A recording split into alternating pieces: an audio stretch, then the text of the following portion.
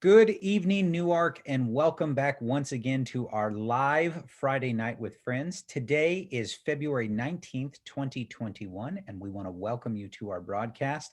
I am super excited about our broadcast tonight. I've been looking forward to this for several weeks now because I am delighted to bring a very special guest. It's a husband and wife combo, and they can go ahead and turn their video camera back on and come off of mute now. And so, Newark family, you know very much how much we love missions and how we love supporting missionaries. And so tonight we are privileged to have special guests with us. This is Lonnie and Jill Vestal. And Lonnie and Jill Vestal are people that we have supported monthly with PIMs. They have not been able to be with us in person yet. So we're delighted to have them on tonight in our Friday Night with Friends broadcast. They just returned to the States right before Thanksgiving due to COVID. They were going to be there longer, but due to the global pandemic, they were forced to leave the country they were working in and come back to the United States. But they have spent the last year in Vanuatu, which is an island nation in the South Pacific. I don't want to say too much because I'm going to let them do that and talk all about their field of labor and what they've done and perhaps what's coming next and all kinds of things.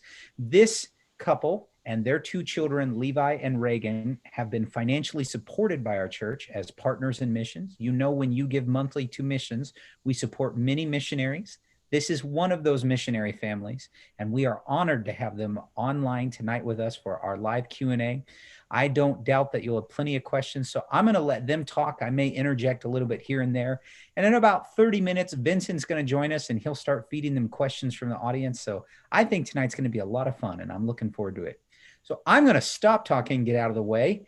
And Lonnie and Jill, welcome to the broadcast. Thank you so much for making time for this. Thank you so much. And I'll say one other thing I forgot. I apologize. They are actually in the midst of traveling themselves right now. So if you hear a bit of an odd audio or something, just be patient with us. They are holed up in a corner. I think it's funny. They're in a hotel, and I think you're in the pool room, right? You are in the pool room, yes. They're in a corner over by the indoor pool at a very empty hotel because people aren't traveling right now. But I appreciate you making time for us in the broadcast. Yes, yes. Well, again, it's a joy to be with y'all tonight, and thank you for inviting us, Desi, and thank you, Newark United Pentecostal Church, for your support over the last year while we were in Vanuatu. It means a lot to us, and as we'll show you tonight, we did have a very successful, productive time there in Vanuatu. We were furloughed replacement missionaries for Peter and Robin Gratian, who were stuck in the United States while we were stuck over in Vanuatu. And we thoroughly enjoyed our time. It was our first foray into missions, and we enjoyed every minute of it. And matter of fact, I think we'll probably mention this at least once or twice. I've got two kids, and both of them have said they wish they were back in Vanuatu. So, your children's names and how old are they? My oldest is Levi. He's 16 years old, and Reagan is 14. We have a son and a daughter. 16. So yes, Levi and Reagan, they were both hesitant when we first began, and by the time we left, you know, they were thoroughly engaged. And when we got back, they began to miss the missions work and miss Vanuatu. So again, thank you, Newark United Pentecostal Church, for supporting us. And I thought what we would do. I normally do all of the talking, and my wife is usually happy to let me talk. Not along. So I normally, if I'm preaching out, I know not to ask her to testify, or I hear about it later. But I asked her earlier if she wanted to say something, and to my surprise, she did. And so what we're going to do tonight here in the next 20 some minutes or so, I'm going to have her just talk about how we came to be involved in missions work. And then I'll talk a little bit about what we did while we were over there. Okay. So Gilio. My turn. Yep. Well, I just want to thank you all for your support. Every time I bought groceries, I would think about the people back home, and get emotional still, but what you did made what we did possible. And I just want you to give you my heartfelt thanks. I so appreciate it. And so when he asked me if I wanted to talk, I thought it would probably be a good thing to talk about how we got into missions. Wonderful.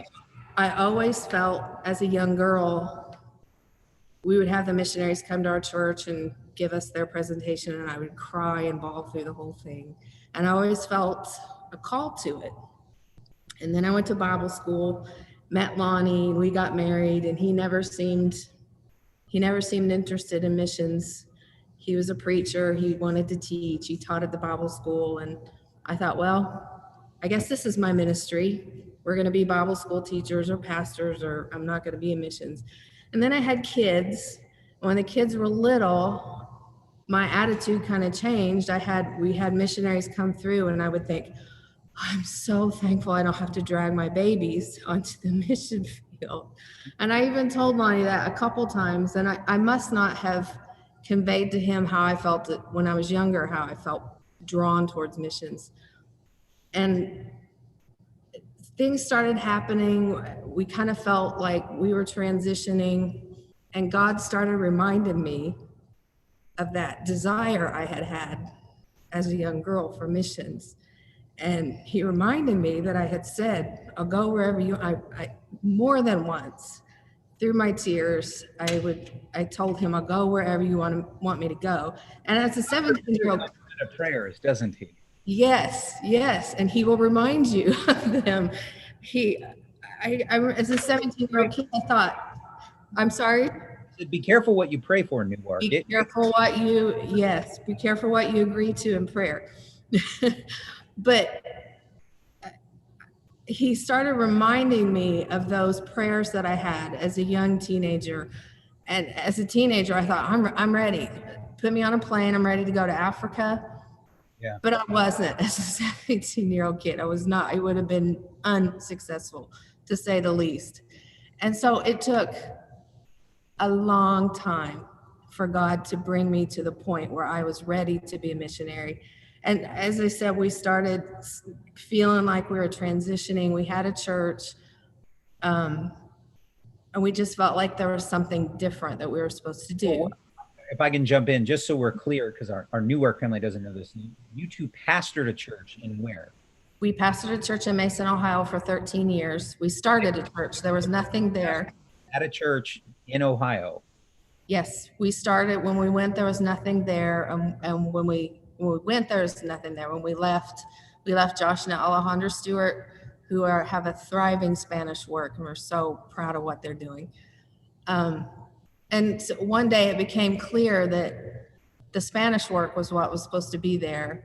And we resigned, and we're trying to figure out what we were supposed to do. And like I said, I hadn't said anything to Lonnie, but the Lord had been reminded me of missions, just kind of recultivating that. And we were speaking with the Shams at a conference. The Shams are missionaries to Pakistan. Well, they were for years. They're now in Malaysia. But we were talking to them about, we didn't know what we were going to do, and asking them to just pray for guidance. And they asked Lonnie what he felt like his calling, his gifts were. And he said, well, I love to teach Bible school. And they said, well, would you teach overseas?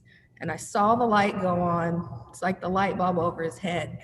And it was a God moment for me. It was like, I saw that's what he'd been preparing me for. And Lonnie agreed to it immediately, knowing what I had said through the years, that I was so glad we were. Like you weren't dragging your baby that way around the world? Right. And he said, yes, I would be. And he looked at me and he said, I know you're freaking out right now, but I would be willing. And I said, I'm not surprised. I've been expecting this. I didn't know how it would come about, but here it is. And I just felt like sharing that, because what you maybe feel called to today, you're not going to do today. It might take you several years for God to get you to the place where you can actually be effective and successful. So whatever your calling, you feel like your calling or your gift is, don't get discouraged when it doesn't happen tomorrow. You keep working at what. That's my timer. My time is up. No, your time's not up. I just want to encourage you to don't lose your dream. Don't get discouraged. God's not a waster, and you're not wasting your time. You keep preparing for what you feel like you need to do. So if you'll go, I'm master of the clock here, so I say she gets a few more minutes. So so you go from pastoring a church in Ohio, feel there's change coming, the Spirit's leading you, you take this very bold step, you two resign as pastors of a church, you're seeking God's direction, you're speaking to some elders in your life who are missionaries, and they said, would you consider this? And you say, yeah, we'd consider it. Well, how do you get from talking to a missionary in Pakistan to an island in the South Pacific? Well, the next thing after we told Brother Shalom that we would be willing to go, he put us in touch with Brother Buckland, and Brother Buckland contacted us and just let us. So for those of you, tell our people if they don't know, who are the Brother Buckland is a longtime missionary. I believe he started in the Philippines, but now he's the regional director over the Pacific region. And he let us know about a few needs that had to do with Bible college work. There were several countries that needed a Bible school. Some of them had a Bible school and needed a teacher. But a long story short, it worked out best to go to Vanuatu because the Gracians were coming off the field. They were deputized. PCI missionaries. Peter and Robin Gratian are the missionaries in Vanuatu. They've been there for about now 9 years or so. I think they just now finished up their second deputation as missionaries to Vanuatu. So yeah, that would make about 8 or 9 years. And so they were coming off the field in 2020. The start their deputation. Right. Say, to start starting deputation again. Right. And they had a good Bible school that had night classes and day classes. So they had, I think, about 25, 30 students that were already enrolled. And that's good. That's good for the nation of Vanuatu. There's only about 280,000 people in the nation itself. So the main work that we did while we were over there was in the Bible school.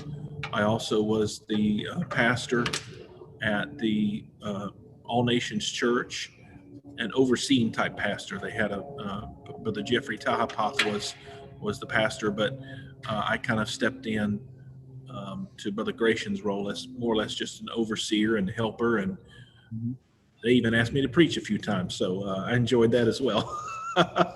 But it was pastoral type work, Bible college work, and then the really enjoyable things that we got a chance to do were the missions trips within the missions trips. The first one that we had the opportunity to be a part of was a brand new work on the island of Anicham, which is at the southernmost tip of the string of islands that is the nation of Vanuatu. The story there is that they didn't have a work, or they didn't have a pastor. They had one or two, I think it was a husband and wife, that were baptized in Jesus' name while they were in the city of Port Vila. They had retired, and it's very common when someone retires from a job, they will go back to the island that they grew up, where they grew up, because they have tribal lands there, and they can build them a home and live the island life, as they say. So these two people had gone back to the island of Anicham. Nobody else there knew the name of Jesus, baptism in Jesus' name, infilling of the Holy Ghost.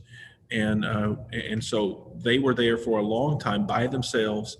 They were asking for help from some of the pastors in Port Vila. So the pastors sent help. And I was one of the missions that went there to teach because they had no pastor. They were trying to raise up in get from it's very difficult because there's no internet. So what we're doing, where we're Skyping, or we're not Skyping, but we're Zooming now. Skype is 20 years ago, but we're Zooming. It's not going to work in that island. There's no such thing as computers. So this is a very remote village. Matter of fact, this might be the good time just to show you where we were. If I can pull up this picture, I'll put it on the screen. Actually, let me pull up the picture first. No problem. And I do apologize. This is my first major Zoom call. And so I'm still figuring this out, but I think just fine. You're okay. Here is a picture of the village. Where did it get off to? Here it is. All right, now I'm going to try to share this with everybody. Sure.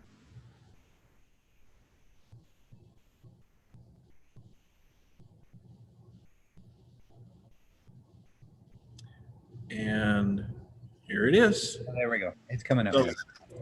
So this is the village of Port Patrick, and it's very, very obvious, as you can tell, very, very primitive. And while we were there, right here, that's how they cook. It's a fire cooking. Yes. Yeah. And Jill hates it when I show this picture, but I'm going to show it anyways. This was the bathroom. Of all the pictures he could show, he shows the bathroom. And this is like the village bathroom, right? the village the bush bathroom. toilet is what they call it. Let me skip ahead to one or two others that I have here. And so, and this was what we ate. This is how they cooked there in Port Patrick. So we had a lot of fish and a lot of rice. So we went to Anicham for a whole week, and while we were there, we taught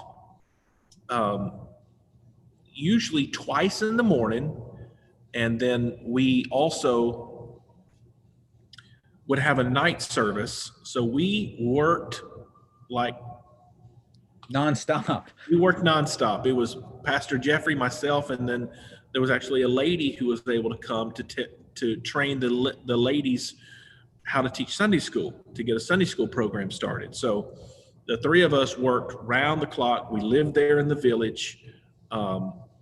We had a blast. We had an absolute blast. We taught for 3 or 4 days. Nobody had received the Holy Ghost. Nobody got baptized. But the fourth day happened to be a national holiday. It was Chief's Day, and the chief of Port Patrick invited us to come to their central area, their meeting area, and preach. And nobody there had heard Jesus' name baptism, anything like that. So we went there for the first time, and we baptized our first one that night. Obviously, there were 2 there that already had been baptized, but we baptized our first one there that night. We baptized 2 more the following day, and that was toward the end of our week there. Toward the end, let's see, that would have been Friday. The last day and a half, we had to go back to another village where we were dropped off by the small plane. A little prop plane is how we got to the island. So we had to go back to this other village to make our flight out of there. And while we were there in this other village, we were trying to establish another work. So we taught for like a day and a half at this other village before we left. And so we learned later that after we left, all of the people there, the people had been going to the church, which was about 15 or 20, they wanted to go back to their little church and have a service, just the 15 or 20 of them, and God filled them with the Holy Ghost. Those 3 that had been baptized, they got the Holy Ghost after we left. So we found out God doesn't have to use you or something. I know. I like it when he does, because I'm human. You know, I want to lay hands and see him get the Holy Ghost. Lay hands on people and see it happen, but you know, maybe the Spirit can move without Lonnie Vestal, huh? Right. It's true. Right. Well, the word travels slow. So about a week or so later, we heard from Brother Robert, the married man who was first baptized. We heard that they had gone back and had a service and they had got the Holy Ghost. So that was one thing that we did that was very, very enjoyable. Now, let's see here. I've got just a few other. I already showed you one picture. I'll show you another picture of the. Now, are you guys able to see that? I see the campfire picture, right? With the You see the campfire picture. Let me back up. By the way, this is Jill's. That's my favorite. This is Jill's favorite picture of one of the babies there in a NYCHM. So. That's adorable. Is that a boy or a girl? It's a boy. That's a boy. And you'll notice they have He has blonde hair. blonde hair. It's very common for them to have blonde hair or red hair. So very beautiful children, and there's plenty of them. Now, I'm skipping over. By the way, I'll just show you, this is the market. This is where you buy your Is that like a chicken in a box? That's a chicken, and there's some crab there next there's a to chicken, there's a crab, there's some yams, manioc root, obviously coconuts. When you go to the market, you can buy all those things. And then they have an American. I saw a fish head picture too. Yeah. Yeah, the fish heads. By the way, since we're talking about food, I'll show you. This is lap lap. This is a traditional dish. If you look in the middle, you'll see that it's like a white pasty, Okay. almost like a cake that's been baked together with vegetables, usually chicken, and it's all wrapped in a banana leaf. They wrap it up in many banana leaves, covered in with coconut milk, put it over the fire, and cover it with rocks, and it just bakes slowly for hours. And they get it all out. They get it out, and everyone sits around and eats eats it. It's What's the consistency like? It looks almost like a paste or something. So it is. So this is probably manioc. The white stuff that you see is manioc. I'm sorry? What is manioc? Manioc is a root vegetable. It's a plant, and they use the root. Or a root vegetable. Yeah, yes. So they pound that root out and make this paste. Mhm. And it is very similar to paste. It tastes like paste, and Hey, substitute a little bit paste. of chicken and vegetables thrown in. right. Jill didn't care for that so much. I didn't mind it. I liked it. Okay, so This is the truth. here is the other thing that we involved ourselves with quite a bit. Every Sunday was church. By the way, those pews come from Brother Rusty Bennett's church in Kentucky.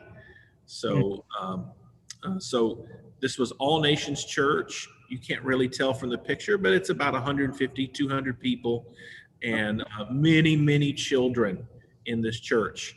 More women than there are men, but every Sunday we would have usually a long service, about 2+ hours. 2.5 hours. And the first time that I preached was actually August, when I went there for a month to just to be with Brother Gratian and work with him. And it was so hot. It was so hot. I preached in a suit. And not only did I have a suit on, but I had a suit and tie, and I had a lei, a very clothy lei that they had made. And I forgot to, I didn't think about it, so I didn't take it off, and I was sweating buckets. So I have to know, because this is the kind of question our church would ask. You know, now you've been there. You're let's say we're 6 months in. Were you still preaching in a suit and tie and a lei? I always preached in the leis were something they would give you as a gift when you came for the first time. Well, not really for the first time. Usually, if you showed up at a church, they would honor you with a lei. But which is like a necklace wreath type. Yes, item. it's a wreath, usually of flowers or yarn. Sometimes they would make it out of yarn. And I got to where if I was preaching, like at a conference or a meeting, I would take it off before I preached. But the first time I preached there, I was afraid. I wasn't familiar enough with the culture. I didn't want to be offensive and take it off. So I left it on. Just Now preached. it makes me wonder if there's people whispering in the audience, like, why is the white man still wearing the lei while he's preaching? Yeah. There was a lot of that. Okay. Let me, well, there's a picture of Levi when he was just a wee little lad. Just mixed in there randomly with the other pictures. I could show you a few other pictures of the work at the Bible College, and I probably should do that since that's what we spent most of our time. Pulling that up, either while you're getting that ready, either you or Jill talk about what does this mean to be working in a Bible college? So Lonnie did the majority of it, but he taught. There are 3 sessions, 3 semesters, 3 trimesters, and he was the primary teacher. He taught at least 3 classes a session, and a lot goes into that: preparation, grading, and then actual class time. Brother Gratian has done a very good job of structuring the Bible College program. They use the GATS curriculum. The GATS curriculum. Tell people what GATS is if they're not familiar with Global Apostolic Theological Studies. And it's something that's been developed by, I believe, by Brother Poitras. Yeah, and a team. And it's, a team of people there at Global Missions to standardize our Bible college curriculum for missionaries who need a school, and every missionary needs a school. Missionaries use this same curriculum all over the world. Yes. And it is a very well-structured program. I was surprised when I first looked at it. It was very similar to what you would expect if you were to get a 4-year degree at one of our Bible colleges here, because it has a very good structure of the biblical studies, the kinds of courses that you would take in an AA or a BA program at a Bible college here. You'll find a very similar type program with GATS. And so I was able to, in some cases, take the material that was provided by GATS, that including PowerPoint lectures, and teach with that material. In some cases, though, they had Oneness of God. They had, of course, the Brother Bernard's book assigned as the required reading, and a few others. But I was able to teach through it and create my own PowerPoint presentations to go through that book. And so it's a very flexible program, very effective program. A lot of our missionaries, I think, of course, we're new in the mission, so I don't know all things, but I think a lot of them have the burden, they have the calling to missions, but they may not necessarily be gifted at structuring or creating a Bible school. And it's one thing to teach. It's another thing to, whole cloth write curriculum for it. Right. And I think if you were to look back 20, 30, 40 years ago, whatever, at our missions program, I think a lot of the pastors, or missionaries rather, were just kind of left to their own devices. I don't say that in a critical way. I just think that we didn't have GATS. So when they got there and realized, hey, we need to train ministers, nationals for pastoral work, they just had to do the best they could, creating a program that was suitable for them. But GATS really is wonderful in that it anticipates the kinds of courses that just about every minister is going to need to take, regardless of what country they're in. So I'm going to have to go digging for some of those pictures. So, and I see, as I look at the clock, we're down to the last couple of minutes. So I do apologize. I'm kind of talked through most of the time. I'm going to make Jill talk again while you're looking for that picture. Jill, just share something like fun or exciting or something that really stood out to you from while your family was there for that year. There's so much we learned. It's hard to bring it down to one thing. Yeah. One of the things that I enjoyed the most, the highlight of our year there, was we got to spend a weekend at another island. We went and caught a little banana boat at the wharf and took about a half hour, 45-minute boat ride across the bay to the small little island of Nuna. And we stayed in a little bungalow. It was, kind of a movie scene. The boat pulled up on the beach, and we jumped out in the water and had to wade to the shore and carried our stuff. And then we stayed in a little bungalow, and we had to walk through the brush, through this, looked like it had just been cut out of the jungle to the church. So you walk through this overgrown path, and it opens up, and there's this shelter built up, and we had church there. So Lonnie taught a couple sessions, and we had church there, and that was the highlight of the trip. We all said we enjoyed that the most. Right. Just to see that island, that's how people live.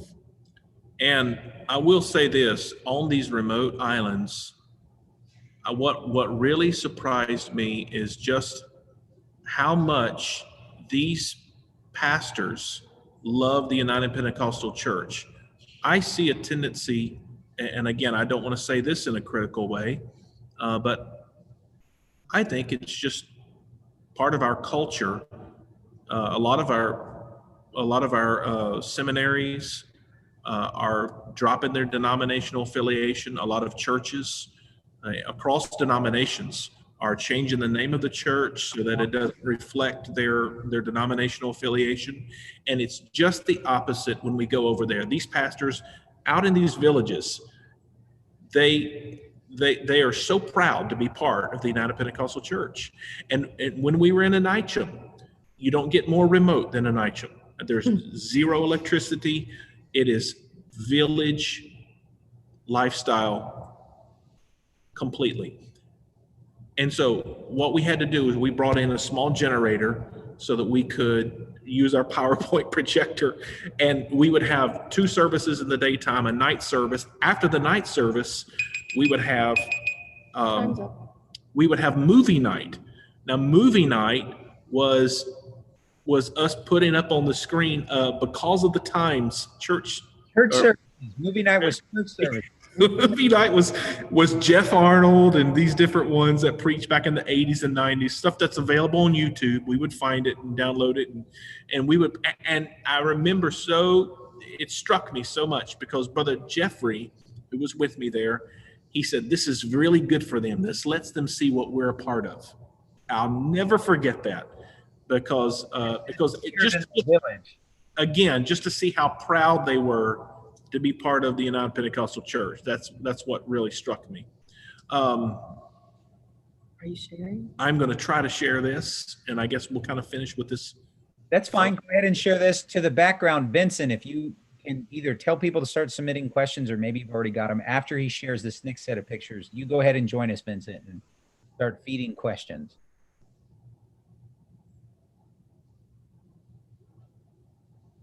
All right. Are you working on sharing your screen?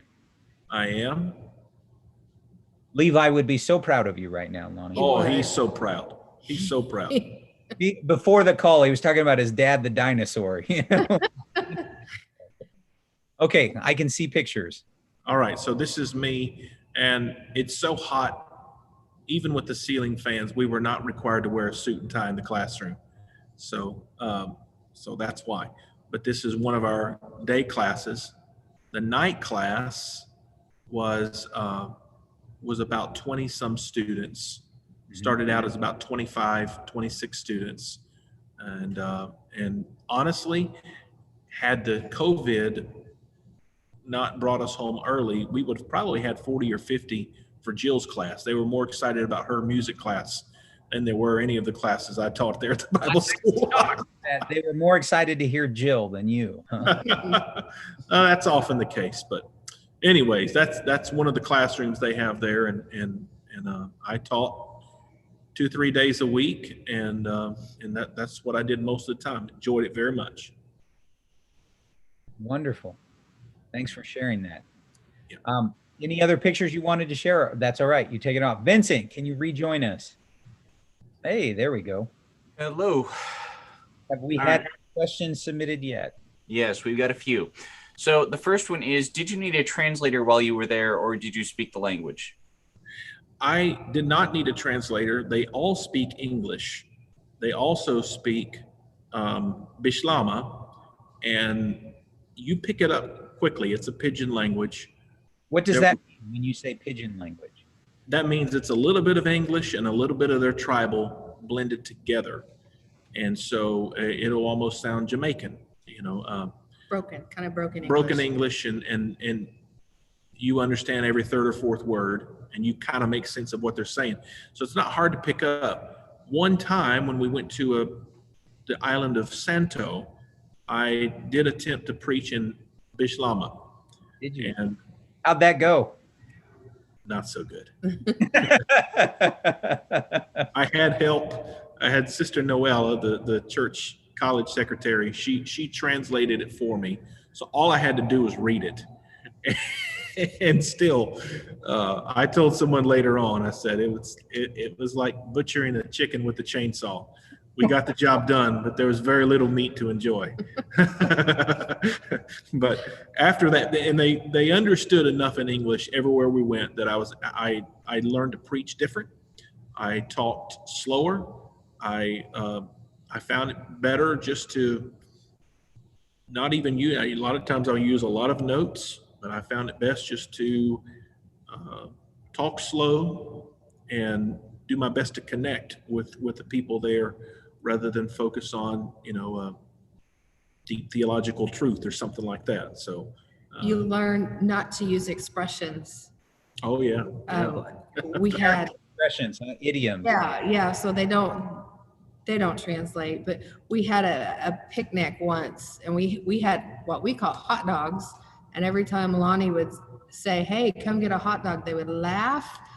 And they finally said, the secretary, Sister Noella, said, "Say sausages." Yeah. Because you say hot dog, that means you've cooked a dog. Yeah. Oh, you were not cooking dog. No. So there are little things like that you have to learn. Keep it simple. I also found that I like to tell jokes, and I tried my best to get those students to laugh at my jokes, and didn't work. Blank stares every time. Every time I prepared a joke to tell, I would get nothing. But I would say something offhand, like regarding a figure of speech. I would say, "Oh, Absalom, he was a bad apple," and they would laugh their heads off. Just a little cliche, something like that, But yeah. Language is funny that way. Oh yeah. But we enjoyed it. So what do your kids miss the most about living there? Or put the other way, what were their favorite things while living there? What do you think were their favorite things? Maybe we should ask them. For my son, I know it was their coffee. Their coffee? Their coffee, yeah. So one of the islands, great coffee. One of the islands is a volcano. And I guess coffee grows very well on a volcanic mountain. I don't know. So the best coffee was from Tana. I think Reagan would say she misses her friends. She made a lot of friends while she was there. She misses the people. And Levi too. He misses his friends there. Well, he made them a little bit. It took him a little bit longer to make the friends than it did with Reagan, but he did make some friends there, and I stay in contact with. I think the thing that they maybe I'm just speaking for myself, but I want to think that what they miss is just the togetherness. I was sharing with Brother Lugo before we got on that the cost of groceries was pretty high, so we had to cook. And in the 1950s, the Norman Rockwell type family picture of everyone sitting around for dinner. Family dinner was an institution. It was something that you shared in common with just about everybody. Now, hardly anybody eats together. Any families eat together, but it was something. It was something to sit down every night, usually 5 or 6 o'clock, and have a meal together. And so, they're teenagers, so they're not going to express themselves and say, "Gee, Dad, really enjoying this family time," but I think they enjoyed it. I'm so glad we had family dinner, right? Right. Well, if I can jump in, just something you were sharing with me that I found amusing and surprising. You were just talking about, because you're in this island in the South Pacific, and you said, believe it or not, you mentioned coffee, but you mentioned two other things that were just absolutely delicious that you wouldn't expect. You want to share that? Right. Chocolate and ice cream. And you were in the South Pacific, and you're telling me that there's amazing ice cream. Amazing ice cream on this little third world country island. And again, this is before the broadcast, but it's a third world country, which you would think that means everybody's very, very poor. The truth is, there's a lot of poor people, and then there are some very, very wealthy people. A handful of wealthy people. And they like their chocolate and they like their ice cream. So there is a market for. There's a chocolatier in downtown Port Vila that makes the best chocolate I've ever had in my life. And came out to, I think the cheapest bar you could buy would be American dollars, about $6 for a good Hershey size bar of chocolate. So it was a little special occasion thing, but absolutely the best chocolate. A little on the less expensive side was their ice cream. Sweetie's ice cream was delicious and also French made. And, I had a whole lot of French jokes before I went to Vanuatu. So I'm going to be careful with that, huh? I stopped telling them once I tasted their good food. I stopped telling some of them. There's still a few of them that I have in my repertoire of jokes, but some of the food there was just outstanding, amazing, and those were two things. If you had a special occasion, you do get ice cream or chocolate. I just think of you in the future. You're having dinner table conversation as you're in your travels, and you're like, if you want really good ice cream, right? If you're ever in Port Vila, Vanuatu in the South Pacific, there's this little ice cream. Absolutely. I brought some back with me. Chocolate, it's not ice cream. I brought some chocolate back with me. Now this is funny. We got back into LA. I had brought some back for family members. I had brought back about 10, 15 bars. So I was going to pass them out to family and different ones. And we decided we were done with airports. That's another long story, but we were done with airports. The cost was going to be about the same. So we were going to rent a vehicle rather than all four of us fly home, and we were going to take a few days and drive back. We passed through Texas Bible College. While we were there, it's hot. It's Lufkin, Texas. Oh, no. While we were there visiting with some friends, I thought, the chocolate, it's out in the car. It's going to melt. So I ran out to the car. I brought in 10 bars of chocolate, and I thought, well, this looks dumb. I'm standing here with all this chocolate. I should offer, Oh, because it's like, this is my special chocolate. You can't have any. Huh? So I said, please, have some of this chocolate. It's the best chocolate you ever had. So I passed it out, and one of the pastors there, one of the teachers, he took a bite of it, and he started doing a dance. He really did. He said, that's the best chocolate I've ever had. So, yep. It's true. It's true. So, Jill, related to your story, did you ever think during the time between when you told God you'd go wherever he wanted and then he eventually told you where he wanted you to go, did you ever think you'd misheard him regarding your desire for missions overseas, or did you still think you would at some point get a chance because it was a promise from God? I don't think I thought I had misheard or misheard him. You know how it is. You're in a red hot altar service, and then 2 weeks later, the service is over and real life has crept in. It was interesting to me to thinking back to remember how strong those feelings were during missionary services, or just being awake in my room alone at night, how strong those were. And then so much time had passed. It was very, it was surprising when God started reminding me of those things. Am I answering this question? Yeah. Like I'm rambling. So I don't feel like I ever thought God had forgotten me, or maybe I had missed. I was still working, and being on this side of it, I look back and realized I was preparing. There were things I was doing then that was getting me ready for when I would be overseas. So I think that was my point, was whatever you feel, if you feel strongly about it, don't get discouraged when it doesn't happen. That what you're doing right now is what you need to do, because God's going to use it, and he'll build on whatever, however small it may seem. If it's taking the trash out of the church, be the best trash taker outer you can be, because God will use that someday. And can I add something? When we went to the mission field, we weren't even sure that we were going to stay. We just knew that they needed help. And, these missionaries, they're very sneaky. They don't say, do you want to commit your whole life to missions? Brother Shalom said, do you want to work at a Bible college, short-term work at a Bible college? I don't know if he said short-term, but he just said, would you be willing to teach? And I just kind of assumed that, yeah, we'll be happy to do that.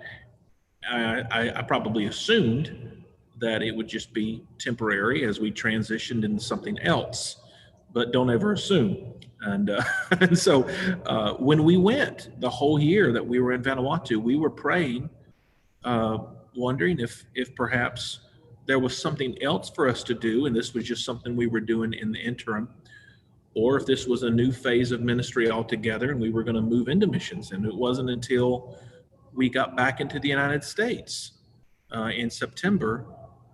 And again, we prayed the entire year, and I talked till I was blue in the mouth. And Jill and I, every morning, we would walk for about an hour and talk over the same things and, discuss the matter backwards and forwards, every which way we knew to discuss it, but had not made a decision. And obviously it was a constant matter of prayer, but it wasn't until we got back into the United States that we made the decision that we were going to pursue missions beyond the short-term furlough replacement assignment. So, yeah. All right. Can you elaborate on that just a little more? You're saying pursue it further. What am I allowed to ask? What does that mean? No, you're not. Yeah, absolutely. We went back to Brother Buckland, and I find this humorous now because I think they expected us to say thanks for the memories, but we're going to move on. But we met with them again and said, we feel like we should go on in missions. And they obviously were very happy and supported us. And throughout the whole process, Brother and Sister Buckland and others have been there for support, for guidance. They've prayed with us, but they have never given us a prophetic word or told us, oh, you're definitely called. And they just let us come to that decision. And so when we did, then it was a matter of where. And so I don't mind saying, but we have applied to go to the nation of Malaysia because Malaysia is similar to Vanuatu in that it's in intermediate stages of development. They've got a good church. They've got some national leadership, but they need a Bible college. And they have just some small local works that they're using right now to train ministers, but they need a Bible school. They want a Bible school. And so we're going to meet the Global Missions Board in May, Lord being our helper. And if they approve us to go to Malaysia, we'll start that process. So this went from we're following the leading of the Spirit, and we resigned our pastorate in Ohio, and for 1 year we're going to teach in this Bible college in an island in the South Pacific. Right. We're back, and you're saying, well, okay, maybe it's more than a year. You're looking at doing like missionary work. Right. Career work. Right. Yes. As a missionary. Yes. Yep. Wow. And God helps you. We are like most everybody else. We wanted to see big red letters across the sky telling us, go to missions, yeah. But the Lord just kind of, in some cases, just, our desire was there. It was something that we had a burden for, but it's not something you want to enter into lightly. And so we did not want to, just because we were interested in missions work, we didn't want to say, yeah, we'll do it. We kind of wanted the Lord to feel like the Lord was truly leading us in that direction. So he let us know in a few different ways that we should go on. I'll just share one of those ways. When we landed in Los Angeles, we got back a month or 2 months early. And so we were still in the throes of making that decision. We landed. We again had decided to rent a vehicle. So we rented a vehicle. That process was surprisingly simple and easy. So within 30 minutes of landing, we had a vehicle. And then the very next thing we did was we went to In-N-Out Burger to get a burger. Because for you East Coast people who do not know how wonderful this is, we don't have a good comparison out here. But In-N-Out, here's, and it's not a comparison, but the only thing I can think of is, how you go to Chick-fil-A and there's like 4 items on the menu. Yeah. What Chick-fil-A is for chicken, In-N-Out on the West Coast is for hamburgers. You go to In-N-Out and they're really good at hamburgers and cheeseburgers, and that's all they have. They have hamburgers, cheeseburgers, fries, and milkshakes. That's it. So we went to In-N-Out. We're the 4 of us sitting outside again because of COVID. We're sitting out at the little picnic area they have set up, and a fella drove up. Again, we're 30 minutes back into the United States. A fella drove up and he said, "Are y'all apostolic?" And we said, "Yes." And he said, I'm Patrick Woodrum. He said, "I'm the global missions director for Brother Huntley's church." And he just so happened to have just got off the plane, rented a vehicle, and was driving around doing nothing. He had friends he was meeting further up north, but he was driving around and saw us. And just came home. Yeah. Yeah. So we told him who we were, and so he told us who he was. He's out of Brother Huntley's church in Raleigh, North Carolina, and we told him we'll come see him. So we did. We actually, when we got back to see family, we drove over to Raleigh and got a chance to meet him or see him again and fellowship a little bit. But that was one. God can speak very directly through someone who has a word of knowledge or someone who's just used, and God can speak to you very directly. Very, very seldom do I find he speaks with an audible voice so that you have 100% certainty, but God can do that. But in our case, things like that happened over and over and over until we just realized, okay, God is pointing us in this direction. So I heard an expression once, and I really like it. It says, coincidences are when God chooses to remain anonymous. Yeah. I like to call it non-spectacular direction. Yeah. That's probably a good way to put it too. Just all these things that keep pointing that way. Yep. So related to your experience on the islands, what do most Bible students do after they graduate? The Bible school students that came before me, I believe, are all in ministry. most of them are pastors of churches. So is that a lot of what you're doing, is training people to be pastors? Yes. And there's also pastors that I taught for some of the night classes that wanted to come back. They have it structured so that something similar to an AA is what's required for them to be considered licensed over there. And so some of them had been licensed, they were pastoring, but they had not finished the full program. So I was able to teach some of those who had been pastoring for several years. And then others were in training for the ministry. So. All right. So maybe it's possible you said, but we have one question here. How many islands are in Vanuatu? There's 80 some islands, 84 or 88, something like that. And there's of those islands, there are 10 or 12 that are large, large by our standards. And like so populations on them, not just remote. 250,000? There's 280,000 people in Vanuatu, and there's only 2 cities. There's the city of Port Vila, which is the capital city, with about 40,000 people. And then there is the city of Luganville on the island of Santo with about 15,000 or so. All of the rest are spread out in villages.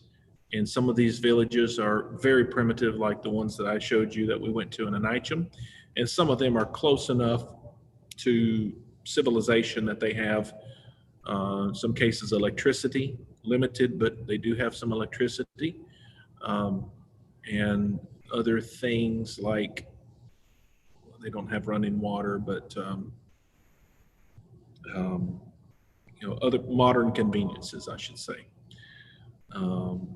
So Ifati is the main or is the island with the capital city, and I would guess that there are probably 80,000 people on the island of Ifati. And then there's the island that about half of them live in the capital. Yes. And you've got the island of Ifati, the island of Melakula. North of that, furthermost north, the main island is Santo, the island of Pentecost. And then one of the islands is named Pentecost? Yes. And there's an Espiritu Santo. Yes. Holy Santo short for Espiritu Santo. So yes, the Portuguese did a good job of naming them. They didn't do a good job of evangelizing them, but they did do a good job. They at least got a few of those names right, like Holy Spirit. Yeah. So, and then you got the island of Tanna, which is a volcanic island. Ambrum, there's a lot of witchcraft and voodoo and black magic type of thing going on Ambrum, and Tanna for that matter. But that is a volcanic island. You're going to have a lot of superstition. There are very superstitious people, period. So you're going to see a lot of that on those islands where you see the wonders of God on full display from time to time, such as in a volcano. That would make anybody pause. Oh yeah, yeah. So we have one other question that asks, what kind of dangers did you face? And in particular, they ask, were there any poisonous snakes, spiders, critters like that? Yeah, I have one picture. I hate to kind of end on this picture, but it's a good one to show you. So we were there. So we got there in November, end of November. In March, the COVID pandemic broke out. So just as they were shutting down Vanuatu with COVID, Cyclone Harold came through. So luckily in Port Vila, it wasn't too bad. We had we had gusts up to, I think, 60 miles an hour, and then sustained winds of 30 to 40. So the damage there wasn't too bad, but up in Santo, it was really bad. It was a Category 5 storm, and it was bad. So the cyclone and the pandemic at the same time was kind of strange, kind of disconcerting. And there are triggers. Oh, that's the picture you want to share with My us. goodness. Yes, this is a giant centipede, and this is what everybody fears these If Yes. it stings you, it hurts. It's one of the most painful stings. And I don't think it's fatal, but it will hurt. It's very painful, huh? It can be Yeah. fatal with small children. Yeah. But if it for an adult, it's just going to hurt. And most of the people who get stung by these, they go to the doctor and they get some kind of a shot, I think. Yeah. But this is what we feared. This was, and Okay, we actually saw a few of them in our home. The beach, Lonnie. Don't end on that picture. I've got more positive things to show you, but yeah, let me find something quickly. Something that's beautiful. We got a minute or two left. Don't end on that. That's terrible. All right, I will show you. I will show you where we got dropped off. The plane dropped us off, and on what they call Mystery Island.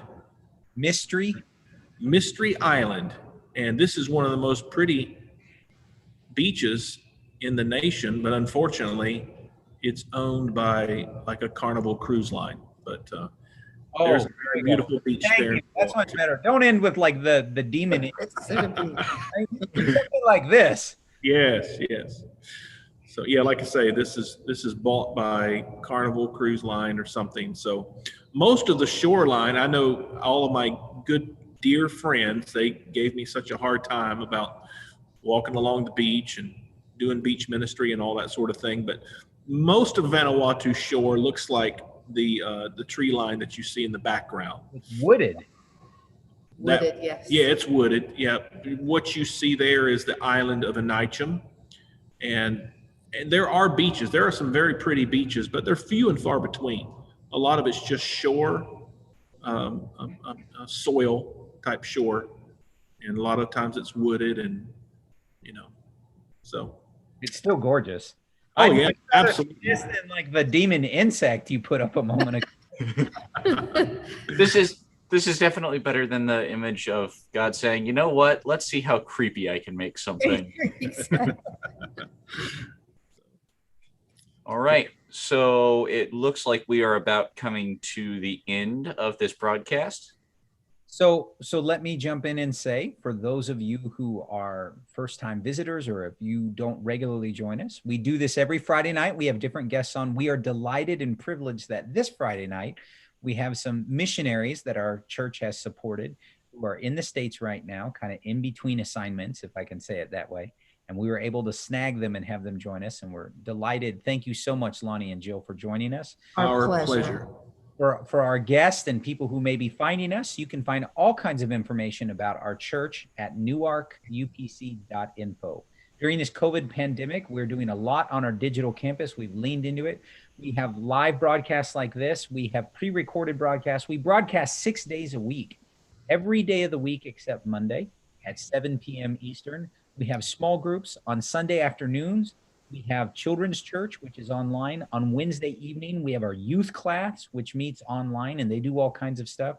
On our website, you can submit prayer requests, baptism requests. You can find information about joining a small group. They're open to the public. They're free. Anyone can drop into any one of our multiple small groups anytime they want. You can partner with us in giving. You can meet some of our staff. All kinds of information is available on our church website. You can look through our media archive. There's plenty of sermons and things for you to look at. So I encourage you to come visit us at newarkupc.info. For our regular viewers, thank you so much for joining in. And once again, Brother Lonnie and Sister Jill Vestal, thank you so much for giving us part of your Friday night. It's always fun. We know every month we give money to missions, but it's really cool to interact with some missionaries and get to actually see pictures and some of the things, that they're doing. God uses you. Some people give by going and others go by giving. And Newark family, you're great at giving to missions. And so I'm thrilled that tonight you got to meet one of our missionary couples and see what they're doing. So God bless you all. Thank you so much for joining, and have a great evening.